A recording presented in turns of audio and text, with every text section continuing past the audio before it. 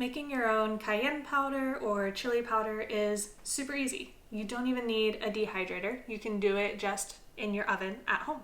Hi, my name is Rachel and welcome back to Auxhart Gardening.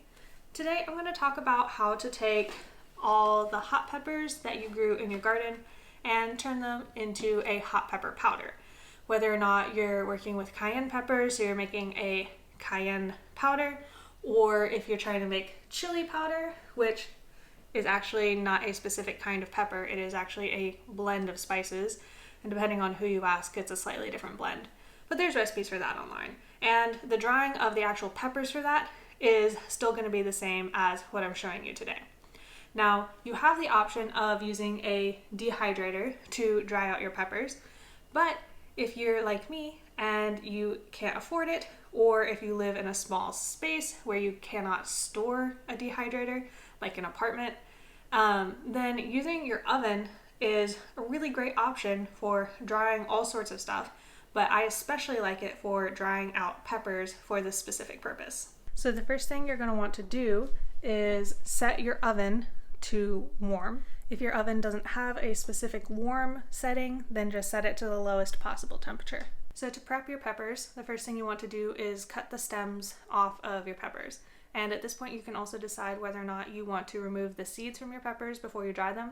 I am not going to do this because A, it's a lot of effort, and B, I actually am not going to mind the texture because I'm going to be grinding this up pretty finely when we're done. However, if you don't want it to be that spicy, then you can definitely remove the seeds and membranes from your peppers. Also, shameless plug for my dad, who made this gorgeous cutting board. He has a YouTube channel, you can check it out. He is the Red Truck Wood Shop. And so you're gonna see here today that I am actually adding in a lot of different looking peppers, and that's because it's the end of the season. I have a lot of miscellaneous peppers left over, and I decided I was going to dry them all and just put them into a mixed pepper spice powder to use them up, because to be honest, I have left a lot of them in the fridge for a while and they're getting a little wrinkly, and as long as they're not moldy, they can still easily be dried out, dehydrated, and used for this sort of thing. Once you've got your peppers arranged on your baking sheet, then you'll want to put them in the oven. And the important thing here is to make sure that your oven door is cracked a little bit. I like to stuff a towel in there, but you want the moisture that is evaporating off of the peppers to be able to escape your oven, and that's the point of that. And so this process is going to take a few hours. I like to set this to go in the morning, and then usually before I go to bed, the peppers are dried out. And you'll notice that the peppers that I'm using are in all different sizes. And so what I'm going to have to do is come back and check every couple of hours and pull out the ones that are getting dried up first. You'll know that they are fully dried when they are entirely hard and crispy and not leathery. So they will go through a stage where they feel dried, but they are a little leathery and bendy. And you want to keep going past that stage to where they're actually crunchy and falling apart when you try to break them in half. Alrighty, so it is the next day. It took about 5 hours for these smaller ones to dry out and closer to 12 hours for the larger ones. If you wanted to speed up the process, you can always chop them into smaller pieces. I just wanted to do this so I could actually time it and let you know, if you are going for whole peppers, about how long you need to plan for. Now at this point, you could just store them as whole dried peppers and then grind them on an as needed basis, or you could go ahead and grind them all up at once. It really depends on what your volume is. If you only have enough to fill maybe a single spice jar, then I would recommend doing them all at once, because as you're about to see, this process can get pretty intense. However, if you are doing a huge batch and you really worry about the freshness of your spices, then waiting to grind until you are ready to use or you're ready to fill up another spice bottle might be more ideal for you. So you absolutely can use a mortar and pestle to grind up your peppers, and I have done this in the past.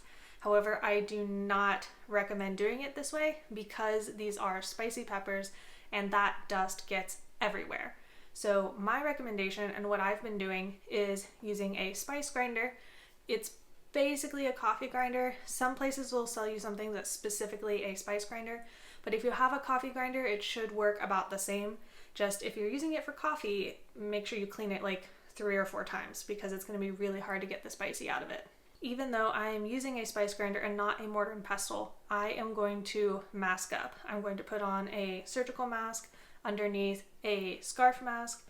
If you have an N95 mask, then that's probably more ideal because even with everything being self-contained in the spice grinder, you're still going to find that when you open it, that dust gets everywhere, and having it get in your nose is really, really irritating. So you're going to want to protect yourself from that as much as possible. If you're super sensitive, you might also want to go for safety glasses or goggles or something like that. And additionally, I am wearing gloves because these are spicy peppers that we're handling. And once this stuff is powdered, I know it's going to be really hard to get off my hands. Whichever method you're using, you're going to find that you kind of end up with a powder plus chunks. And so what I like to do is sift out the chunks and then put them back in the grinder to try and bring it all down to a powder. However, if you're wanting something like cayenne flakes, chili flakes, then you can go ahead and save those bigger pieces for a separate jar of flakes. Lastly, I'm just going to bottle it up, put the date on it, and put it with my spices. Alrighty, and this is the finished product. This is a good volume gauge for you. If you saw the number of peppers that I dried, this is as much powder as they make, so choose your containers accordingly. Alrighty, if you have any questions, let me know in the comments below, and I will see you next time. But until then, I wish you all happy gardening.